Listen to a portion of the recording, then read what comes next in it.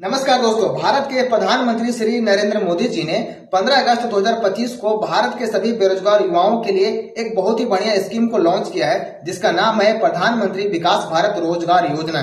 दोस्तों, इस योजना के अंतर्गत भारत सरकार की तरफ से प्रत्येक बेरोजगार युवा युवतियों को 15,000 रुपए की सहायता राशि दी जाएगी। तो दोस्तों, इस योजना को जब से भारत में लॉन्च किया गया, लागू किया गया, तब से पूरे भारत में हाहाकार सा मच गया, लोगों के बीच में हड़कंप सा मच गया। जितने सारे बेरोजगार युवा युवतियां, उनके मन का जो टेंशन है दिनों दिन बढ़ते चला जा रहा है। जब से भारत सरकार ने इस योजना को लॉन्च किया है, यानी कि 15 अगस्त 2025 से, उसके बाद से जैसे जैसे दिन बीत रहा है, वैसे वैसे जितने सारे बेरोजगार युवा युवतियां हैं, उनके जो मन का टेंशन है ना, बढ़ते चला जा रहा है। उनको लग रहा है पता नहीं इसका पैसा हमको मिलेगा कि नहीं मिलेगा, पता नहीं इसका पैसा हम ले पाएंगे कि नहीं ले पाएंगे, कहीं हम पीछे तो नहीं रह जाएंगे। और दोस्तों, मैं आप सबको बताना चाहता हूं कि इनका जो टेंशन बढ़ रहा है, उनका टेंशन बढ़ने का सबसे बड़ा कारण यहाँ पे ये है कि भारत सरकार ने इस योजना के लाभ लेने वाले लोगों की संख्या को फिक्स कर दिया है, लिमिट कर दिया है, अनलिमिटेड नहीं है। इसीलिए लोग यहाँ पे डरे हुए हैं, घबराए हुए हैं कि पता नहीं जितने लोगों को फिक्स किया गया है, जितने लोगों को टारगेट किया गया है, उसके अंदर मेरा नाम आएगा कि नहीं आएगा। तो दोस्तों, मैं आप सबको बताना चाहता हूं कि भारत सरकार ने जितने लोगों को टारगेट किया है, उसका संख्या है 3.5 करोड़। जी हाँ, मात्र 3.5 करोड़ लोगों को ही इस योजना का लाभ मिल सकता है। अब दोस्तों, आप यहाँ पे अंदाजा लगा सकते हैं कि भारत में बेरोजगारों की संख्या कितनी है। 3.5 करोड़ तो एक मिनिमम काउंटिंग है। यहाँ पे भारत में 10 करोड़, 20 करोड़, 25, 30 करोड़ कितने बेरोजगार है, इसकी कोई अंदाजा ही नहीं है। न मुझे अंदाजा है, न आपको अंदाजा होगा।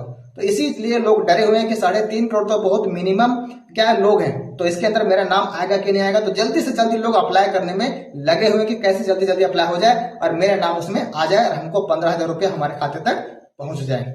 लेकिन दोस्तों, इसके साथ एक बहुत ही बड़ा प्रॉब्लम है कि इस योजना के लाभ लेने के लिए बहुत सारे नियम एवं शर्तों को लागू किया गया है, जिसको आपको पालन करना पड़ेगा, फॉलो करना पड़ेगा, तभी आपको इसका पैसा मिल सकता है। तो दोस्तों, इस योजना का लाभ लेने के लिए क्या क्या एलिजिबिलिटी है, क्या क्या क्राइटेरिया है, कौन कौन से नियम एवं शर्तों को लागू किया गया जिसको आपको पालन करना पड़ेगा, किस प्रकार से इस योजना का पैसा आपके खाते तक पहुंचेगा, ठीक है। और सबसे बड़ा चीज यहाँ पे यह है कि इस योजना का लाभ लेने के लिए आवेदन का जो डेट है वो कब से कब तक रखा गया है, कितने से कितने तारीख तक के बीच में हम इसका आवेदन कर सकते हैं, ठीक है। और यहाँ पे सबसे बड़ा पॉइंट यहाँ पे ये है, सबसे बड़ा यहाँ पे सवाल ये भी है कि आखिर इस योजना का लाभ लेने के लिए हम लोग आवेदन किस प्रकार कर सकते हैं। तो दोस्तों, इन सारे सवालों का जवाब आपको इस वीडियो के अंदर मिलने वाला है। तो अगर आप लोग भी हमारे तरह बेरोजगार हैं, ठीक है, इस वीडियो को कंप्लीटली पूरा जरूर देखेगा तो आपको इन सारे सवालों का जवाब मिल जाएगा। तो चलिए आज की वीडियो को शुरू करते हैं। तो दोस्तों, चलिए हम लोग अब फटाफट से ये जान लेते हैं कि आखिर इस योजना का लाभ लेने के लिए कौन कौन से योग्यता को पूरा करना पड़ेगा,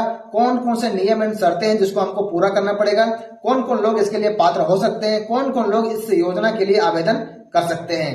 तो दोस्तों, यहाँ पे सबसे पहला नियम यह है कि आपका जो उम्र है 18 साल से लेकर के 60 साल के बीच में होना चाहिए। 18 साल से कम नहीं होना चाहिए और 60 साल से ज्यादा भी नहीं होना चाहिए।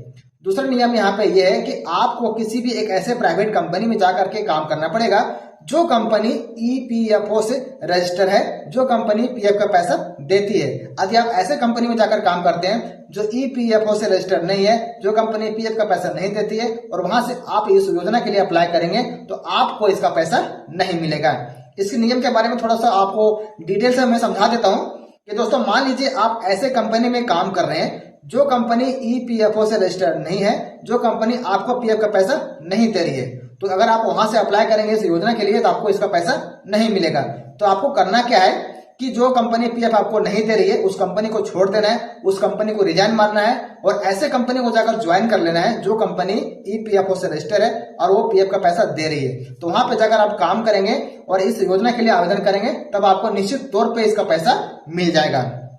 अब यहाँ पर तीसरा सबसे बड़ा नियम यह है कि आपका जो नाम है पहली बार ईपीएफओ से जुड़ना चाहिए, यानी कि पहली बार आपके नाम से पीएफ कटना चाहिए, तभी आपको इस योजना का लाभ मिल सकता है। दोस्तों, इस नियम के बारे में थोड़ा मैं आपको डिटेल से समझा देता हूं कि मान लीजिए आप एक ऐसे कंपनी में काम कर रहे हैं वर्तमान समय में जो कंपनी पहले से ईपीएफओ से रजिस्टर है, आपके नाम से पहले से पीएफ कट रहा है, आपको पीएफ का पैसा मिल रहा है, यानी कि आपका जो नाम है पहले से पीएफ में जुड़ा हुआ है। तो ऐसी स्थिति में अगर आप इस योजना के लिए आवेदन करेंगे तो आपको इसका पैसा नहीं मिलेगा। इसके बारे में थोड़ा मैं और आपको डिटेल में समझा देता हूं कि भारत सरकार ने ये कहा है कि जब से इस योजना को लागू किया गया भारत में, तो इस योजना को लागू करने के बाद यदि कोई व्यक्ति किसी भी कंपनी में जाकर ज्वाइन करता है जो कंपनी ईपीएफओ से रजिस्टर है और उस व्यक्ति के नाम से पहली बार पीएफ कटना चालू होता है, जब वो ज्वाइन किया उसके बाद से ही उसको पीएफ कटना चालू हो गया, उसके नाम से पीएफ मिलना चालू हो गया और वो व्यक्ति इस योजना के लिए आवेदन करेगा, उसी व्यक्ति को इसका पैसा मिलेगा। ठीक है, तो ये सारा यहाँ पे क्या है, चक्कर है, ये सारा यहाँ पे माया जाल है। तो इस सारे नियम को आपको फॉलो करना पड़ेगा, तभी आपको इसका पैसा मिल सकता है। दोस्तों, इस योजना का लाभ लेने के लिए इतने सारे नियम काफी नहीं है जो मैंने बताया। इसके अलावा एक और बहुत बड़ा नियम है जिसको फॉलो करने के बाद ही आपके खाते तक 15,000 रुपए की राशि पहुंचाई जाती है। तो दोस्तों, मैं आपको बताना चाहता हूं कि ये जो 15,000 रुपए की राशि है इसको 2 किस्तों के रूप में दिया जाता है। पहला किस्त का जो राशि है 7,500 रुपया, वो आपको तभी मिलेगा जब आप किसी भी कंपनी में लगातार 6 महीने तक काम कर लेंगे। अगर आप 1 महीना काम किए, 2 महीना काम किए, 3 महीना काम किए और कंपनी को छोड़ दिए तो आपको इस योजना का लाभ नहीं मिलेगा। इसके अलावा यहाँ पे एक नियम और है कि आपको कंपनी की तरफ से जो आपको छुट्टियां दी जाती है, जैसे कि प्रत्येक रविवार को आपको छुट्टी मिलेगा। इसके अलावा जो सरकारी छुट्टी है, जो कैलेंडर के हिसाब से आपको छुट्टी मिलती है, वो अगर उसके अलावा आप अपने से छुट्टी कर लिए तो आप भूल जाइए कि आपको इसका पैसा मिलेगा, आपको इस योजना का लाभ नहीं मिल सकता है। तो आपको कंपनी की छुट्टी के अलावा अपने तरफ से आपको एक भी छुट्टी नहीं लेना है 6 महीने तक। ठीक है, तब आपको 7,500 रुपया मिल जाएगा। दूसरा यहाँ पे किस्त आपको तभी मिलेगा जब आप उसी कंपनी में लगातार 12 महीने तक काम कर लेंगे बिना किसी एक्स्ट्रा छुट्टी के, तभी आपको 7,500 रुपए की राशि मिल सकती है। यानी कि कुल मिलाकर ये कह लीजिए दोस्तों कि आप किसी एक कंपनी में लगातार 12 महीने तक किसी भी एक एक्स्ट्रा छुट्टी के, कंपनी की छुट्टी के अलावा आपको एक भी छुट्टी अपने तरफ से नहीं लेना पड़ेगा और लगातार आपको 12 महीने तक काम करना पड़ेगा, तभी आपको 15,000 रुपए की राशि मिल सकती है। तो दोस्तों, चलिए अब चलते सबसे इंपॉर्टेंट सवाल की ओर कि आखिर इस योजना का लाभ लेने के लिए कब से कब तक आवेदन कर सकते हैं, आने की इसका लास्ट डेट क्या है। तो दोस्तों, मैं आप सबको बताना चाहता हूं कि भारत सरकार की तरफ से जो डेट दिया गया है आवेदन करने के लिए, वो है 1 अगस्त 2025 से लेकर के 31 जुलाई 2027। इसी के बीच में आपको इसके लिए आवेदन करना है, तभी आपको इसका लाभ मिल सकता है। आवेदन करने का मतलब यह हुआ दोस्तों कि आपको पहले किसी ऐसे कंपनी में जाकर के ज्वाइन करना पड़ेगा, काम करना पड़ेगा जो कंपनी ईपीएफओ से रजिस्टर है और आपका नाम भी पहली बार ईपीएफओ से जुड़ रहा हो, तभी आपको इसका पैसा मिल सकता है, वरना आपको 1 रुपया भी मिलने वाला नहीं है। और दोस्तों, मैं आपको एक और इम्पोर्टेंट बात बता दूं कि भारत सरकार ने इस योजना के लाभ लेने वाले लोगों की संख्या को फिक्स किया है। जो मैंने आपको पहले वीडियो में बताया था वो संख्या है मात्र 3.5 करोड़। ठीक है, तो आप इमेजिन करिए कि 3.5 करोड़ आपको लग रहा होगा बहुत ज्यादा है, तो बहुत ज्यादा नहीं है दोस्तों। भारत में बेरोजगारों की संख्या यहाँ पे 3.5 करोड़ नहीं है, 10 करोड़ है, 20 करोड़ है, 50 करोड़ है, इसका कोई गिनती ही नहीं है। तो 3.5 करोड़ लोगों को पूरा होने में, फॉर्म को अप्लाई होने में कोई ज्यादा समय नहीं लगेगा। 2-4 महीना 6 महीने का समय लगते लगते 3.5 करोड़ लोग अप्लाई कर देंगे।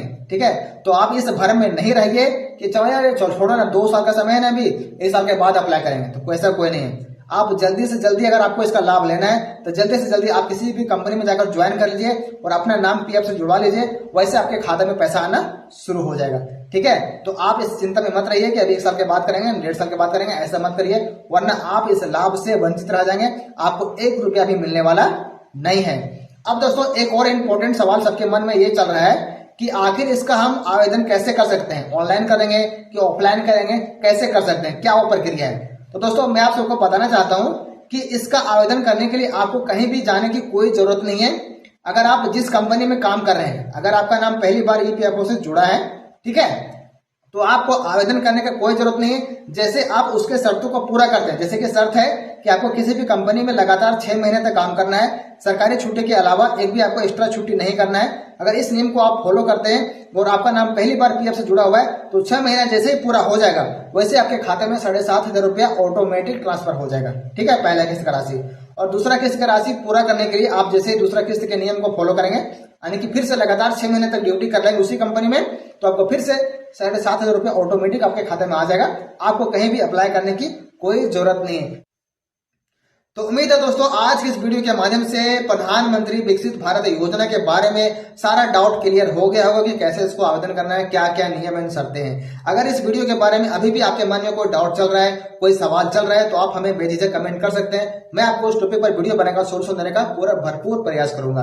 बाकी अगर आज का ये वीडियो आप सबको पसंद आए, वीडियो को लाइक करके, चैनल पर अगर पहली बार है तो चैनल को सब्सक्राइब कर लीजिए, क्योंकि इस प्रकार का इन्फॉर्मेटिव वीडियो मैं आप सबके लिए हमेशा बनाता रहता हूँ। बाकी इस वीडियो को ज्यादा से ज्यादा अपने फैमिली मेंबर में, अपने फ्रेंड सर्कल में, फेसबुक ग्रुप में, व्हाट्सएप ग्रुप में, सब जगह पे शेयर कर दीजिए ताकि अधिक से अधिक बेरोजगार युवक या युवतियां इस योजना का लाभ ले सकते हैं। तो आज के लिए इतना ही, फिर मिलते हैं किसी नेक्स्ट वीडियो में नेक्स्ट टॉपिक के साथ। तब तक के लिए जय हिंद।